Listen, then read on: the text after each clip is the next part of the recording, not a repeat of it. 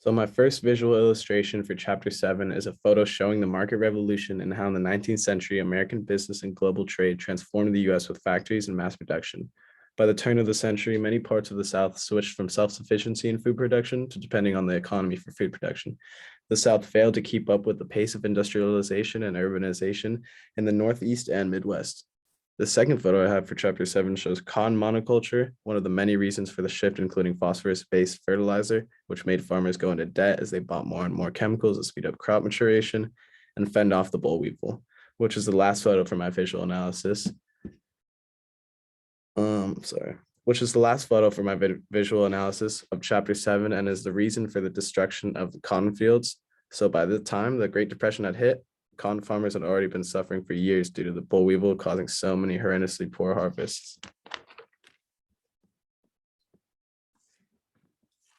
This photo I have for my chapter 8 visual analysis is showing the Gilded Age, a time of great wealth for few and great poverty for many others. Poverty, corruption, unemployment, and a wide range of ecological changes followed the Gilded Age.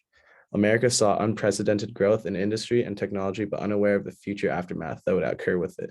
Mark Twain named the period of 1870 and the turn of the century the Gilded Age, because the glitter of riches and progress masked serious social problems, but it was much more than just social problems. During this time, it also had a huge effect on the environment. Men like Carnegie and Rockefeller used natural resources to build their fortunes, but no one thought to think what these actions may do to the land, water, and air around it.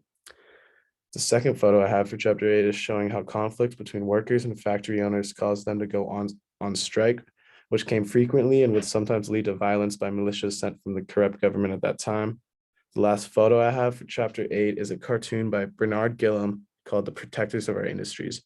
Released in 1883, 6 years before the Johnstown flood, the cartoon shows the outrageous inequalities of the Gilded Age.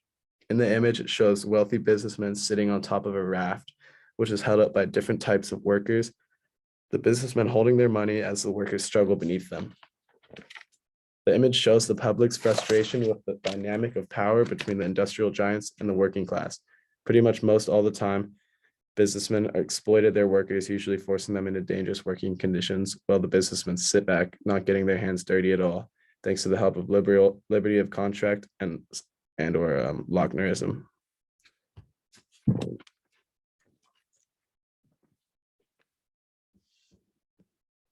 My first visual illustration for 3 would be for the case. My first visual illustration for the case study in the photo is a photo of someone holding up a cardboard sign that says "Plant over profit." I chose this photo because I think it is a good illustration of green capitalism. I personally believe green capitalism is a myth. I think green capitalism is not possible. I really think green capitalism is just enabling corporations to contribute to sustainable energy while keeping their capitalist outlook by gaining profits from the environment, from environmental activities. Capitalism provides no economic reason to sustain life on Earth. I really liked when Miss Buller said, "The only green in capitalism is money," in the chapter 7 video lecture. My second photo is illustrating Lochner v. New York versus New York, a big decision made by the US Supreme Court. I chose this photo because the Lochner versus New York case was one of the most controversial decisions in the Supreme Court's history and gave name to what is known as the Lochner era. For my final illustrations for 4, I really liked Reese Greco's discussion on chapter 7 and the way he explained all the events that took place in the South after the war.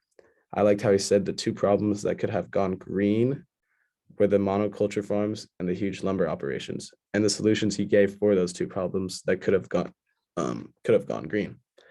Another discussion I liked from chapter 7 would be Isabella Baldwin's. I personally liked when she spoke on the boll weevil invasion, sending African-American freed slaves to the North because there was no reason for them to stay without the products being made in the dying Southern economy. Both of these classmates' discussions made me think about their answers in a good way and also reflect on my own answers. Thank you. Figure out how to close this there. Okay.